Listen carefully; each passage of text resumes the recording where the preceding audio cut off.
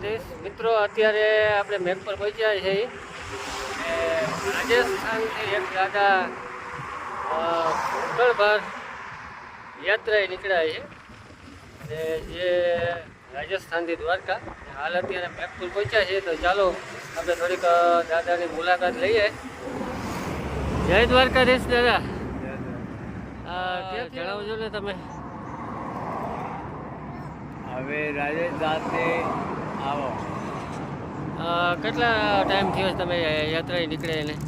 નીકળ્યા તો 4 મહિના થઈ ગયા ઉપર. આગળની 10 તારીખે નીકળ્યો. શું ઉદ્દેશ્યથી તમે આવી કઠિન યાત્રાએ નીકળ્યા છો? 10 તારીખે નીકળ્યા, હવે હજી તો ચાલો છો. યાત્રાનો શું કારણથી તમે આવી રીતે આમ નીકળ્યા છો? એ તો ભગવાને નામ માટે કારણ મળે એનો છે. આખીર જોગી હુઆ. બરાબર. જોગી હુઆ ને જોગીઓને લૂંટવા વાળા થઈ ગયા. જ્યારે આવો નામ ભગવાનનો દોણ આવે એ બી ચોરમાં પડે ખાઈ જાય.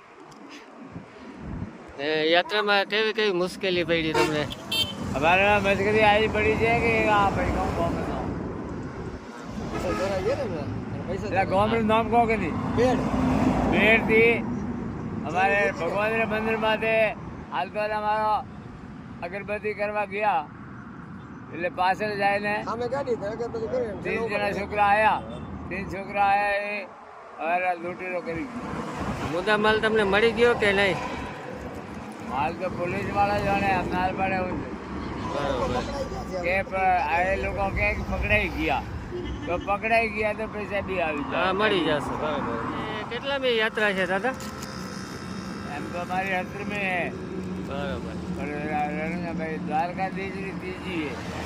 બરાબર. સમજ યાત્રા એ કડવા બીજા અનુભવ થયા તમને? અનુભવ આ પડ્યો ને કે રાગીશ કિતરા ને માણસ કેટલા, બરાબર. સેવા કરવા વાળા કેટલા અને પાછી વાળવા વાળા કેટલા. ટૂંકમાં યાત્રામાં તમને ઘણું બધું જાણવા મળ્યું.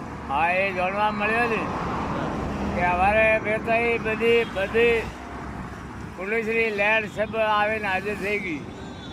તો પોલીસની લેન્ડ હાજર થઈ ગઈ એટલે અમે ભૂખ હડતાળ પર બેસી ગયો હતો. બરોબર. તો બધે પોલીસ આ લેન્ડવાળા ગયો, બીજા બધા આવ્યા, મોટા છોટા અફસર બધા આવી ગયા કે તમારો પાછો વાળી દો. તો 8 પહોર મેં એને પાછો વાળી દીધો. ચોર પકડાઈ ગયા 8 પહોર મેં. હવે કહું તો કાલે એ રસ્તામાં તમને લોકો દ્વારા કેવો સપોર્ટ મળે છે? લોકોનો તો મળે છે સપોર્ટ તો હાર ભાઈ. ઠીક, આ મોટા ગાડીઓ મળવા ડુકરો તો બીજો મળતો જાય. આ સિવાય તમને રસ્તામાં શું જરૂરિયાત પડે છે કે લોકો તમને હેલ્પ કરી શકે?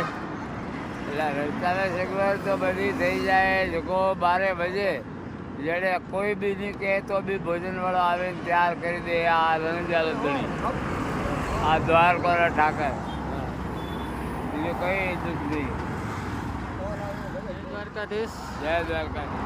ચાલો, જય દ્વારકાધીશ. બાપુ કે રસ્તામાં મળે તો બની શકે એટલી તમે હેલ્પ બધા કરજો. ખૂબ કઠિન યાત્રા છે બધી.